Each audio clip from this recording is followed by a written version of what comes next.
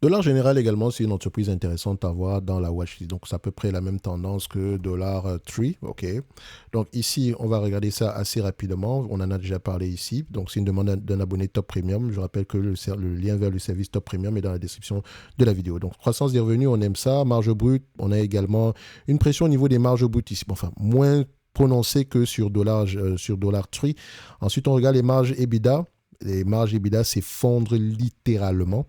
Et donc, on a une pression ici au niveau des coûts d'exploitation.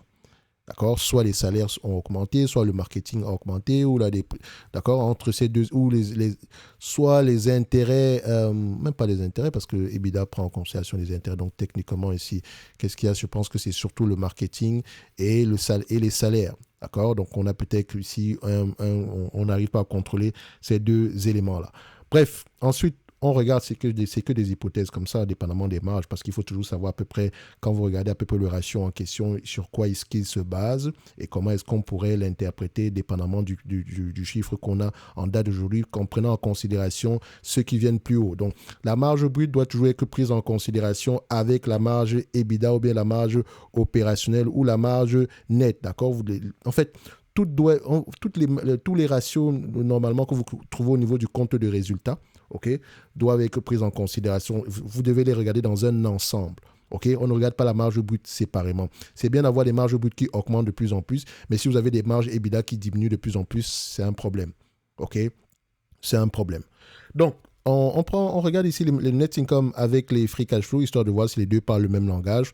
À quoi on va s'attendre? C'est normal qu'on ait une diminution ici parce que vu que les marges EBITDA diminuent, est-ce qu'on a la même chanson par rapport aux marges nettes? Oui, les marges nettes également baissent.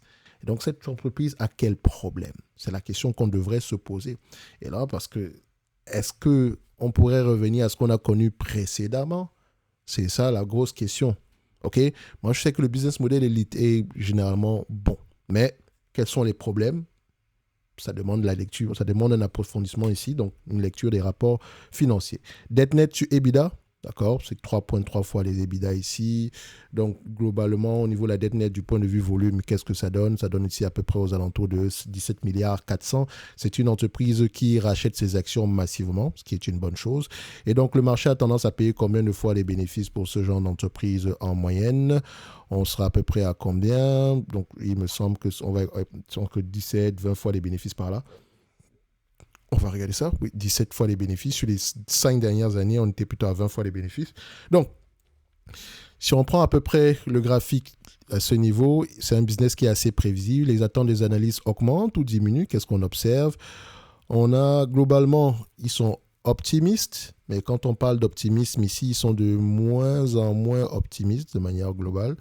Donc, on s'attend à ce qu'on revienne à peu près à ce qu'on a connu par le passé, donc au moins des bénéfices nets, bon, dit par le passé, le plus haut c'était à 10,68 $, mais au moins des bénéfices nets aux alentours de 9,16 $. Tant mieux si ça se réalise.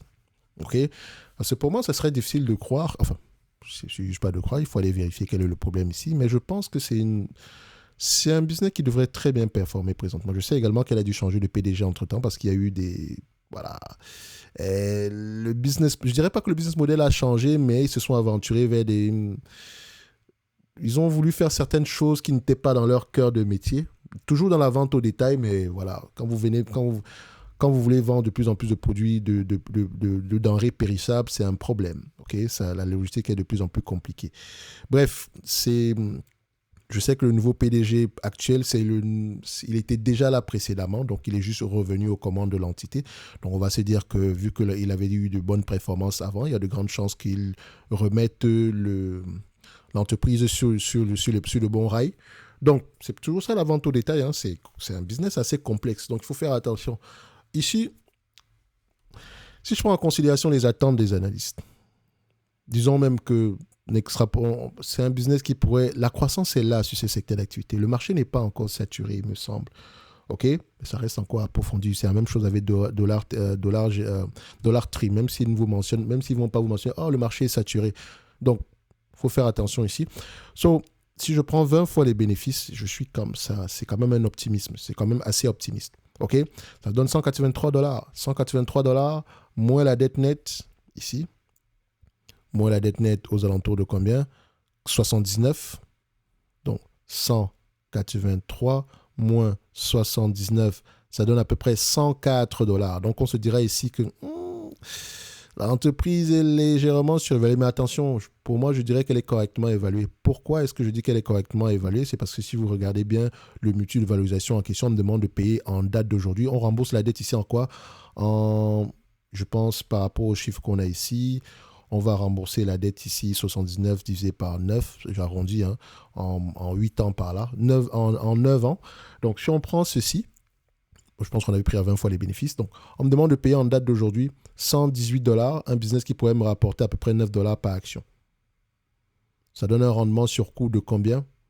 Aux alentours de 7,62%. Donc, c'est pour ça que je dis que ça peut être intéressant ici. Mais, il faut déjà répondre aux questions que j'ai posées précédemment, notamment par rapport à la pression au niveau des marges ici. D'où provient le problème? Pourquoi est-ce que ces 2 dernières années, le prix de l'action s'est littéralement effondré? Et la réponse va se trouver au niveau des résultats, hein, parce que le prix de l'action ne s'effondre pas uniquement comme ça. Soit la croissance a ralenti, d'accord? Soit ici, les bénéfices n'ont pas suivi. Donc, il faut aller regarder derrière qu'est-ce qui se passe. OK, écoutez les conférences call et essayez de voir à peu près si le business model, vous arrivez à le comprendre. Bref, de manière globale, c'est une entreprise que moi, je vais ajouter dans la watchlist ici. OK, ça reste un bon... Je pense que c'est même pas que je pense, c'est un bon business model. C'est un genre je pense juste qu'ils ont eu tendance à faire des choses... Juste pour générer de plus en plus de croissance, ils ont dû s'aventurer vers des... Comment on appelle ça? Ils ont essayé de faire des choses sur lesquelles ils n'avaient pas une si grande expertise. On va le dire comme ça, aussi simplement. Donc, excusez-moi. Donc, en date d'aujourd'hui, je mettrai comme target, ici. On va dire que ça sera à peu près aux alentours des... On a mis combien? 104 $. OK. Et donc, je viens ici, dollar général, c'est quoi? Consumer Staple, est-ce qu'elle est dans la watchlist? Oui, parfait. Donc, Consumer Staple, on vient ici, dollar général. On prend, on met dans la watchlist, ça donne 104, si je ne me trompe pas. Et comme je l'ai dit, même si c'est moins ici devant, je constate quand même que l'entreprise pourrait être sous-évaluée parce que si on prend en considération le PER à venir, mais on sait qu'il y a eu la dette, il y a également la dette qu'on a pris en considération ici. Donc ça pourrait être intéressant au prix actuel, surtout quand on prend en considération le rendement sur coût d'acquisition. Mais il faut déjà répondre aux questions posées encore une fois précédemment. OK? Ça reste un bon business et je mettrai la date ici devant, dollar général, on prend ça, on met la date ici, c'est ça, et boum! Donc, le lien vers la watchlist est en description de la vidéo, également avec le Top Premium Plus, le pack du débutant, et voilà, je vous laisse aller voir ça. Si vous avez des questions, vous pouvez booker un call. Et on va pouvoir en parler. D'accord? Donc, pour moi, de manière générale, Dollar Tree Dollar Tree et Dollar Général, ça pourrait être intéressant à commencer à creuser en date d'aujourd'hui. Ces 2 entreprises-là. Maintenant que je l'ai, je sais que je vais rajouter Dollarama directement dans cette liste-là. Même si c'est une entreprise. On a de très belles entités au Canada. Donc, je mettrai Dollarama également dans la watchlist. Elle va se retrouver. Ah non, Dollarama, ça sera plutôt dans le Broadline Retail. Ça a changé, hein? Donc, je pense que je l'ai déjà. OK.